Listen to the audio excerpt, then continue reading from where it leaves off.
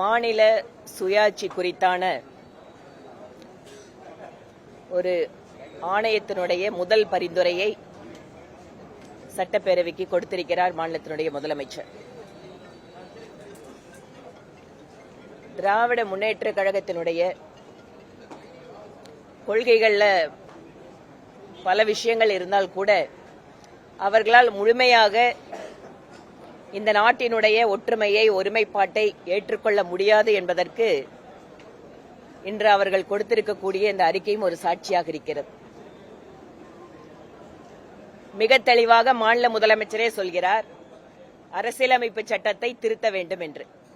ஒரு தேர்ந்தெடுக்கப்பட்ட மக்கள் அரசாங்கம் அரசியலமைப்பை சட்டத்தை திருத்த வேண்டும் என்றால் அதற்காக தேவைப்படக்கூடிய நாடாளுமன்ற உறுப்பினர்களை வைத்து பாராளுமன்றத்தில் செய்ய வேண்டிய வேலையை அவசியமே இல்லாமல் சட்டப்பேரவையிலே அதற்கு ஒரு குழுவினை உருவாக்கி அரசாங்கத்தோட செலவில் நம்ம நாட்டினுடைய அரசியலமைப்பு சட்டத்திற்கு எதிராகவே ஒரு அறிக்கை கொண்டு வந்து கொடுத்திருக்கிறார்கள் என்றால் எந்த அளவிற்கு திராவிட மாடல் ஒட்டுமொத்த இந்திய மக்களுடைய ஒற்றுமைக்கு எதிராக இருக்கிறது என்பதற்கு மிகச்சிறந்த உதாரணம்.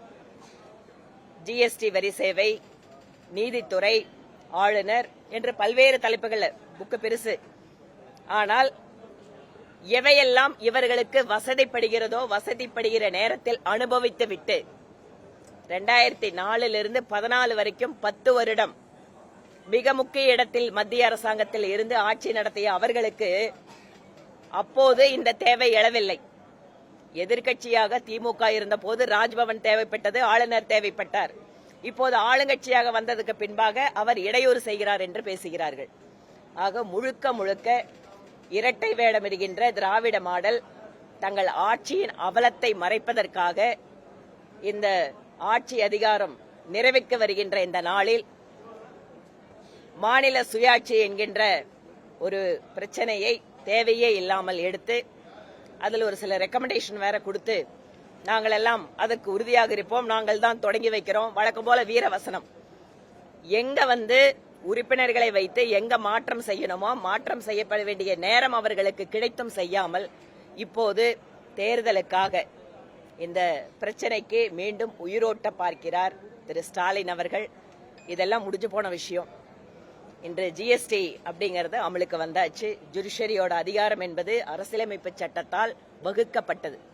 இவர் கேள்வி கேட்பது யாரை தெரியுமா? நம்முடைய அரசியல் சாசன சட்ட மாமேதை டாக்டர் அம்பேத்கர் அவர்கள் உருவாக்கி வைத்த அரசியலமைப்பு சட்டத்தை இன்று சட்டப்பேரவையிலே கேள்விக்குள்ளாக்கி இருக்கிறார் மாநிலத்தினுடைய முதலமைச்சர். பிளே ஸ்டோர் மற்றும் ஆப் ஸ்டோரில் இருந்து பாலிமர் செயலியை QR கோடு மூலம் பதிவிறக்கம் செய்யுங்கள். செய்திகளை உடனுக்குடன் பெறுங்கள்.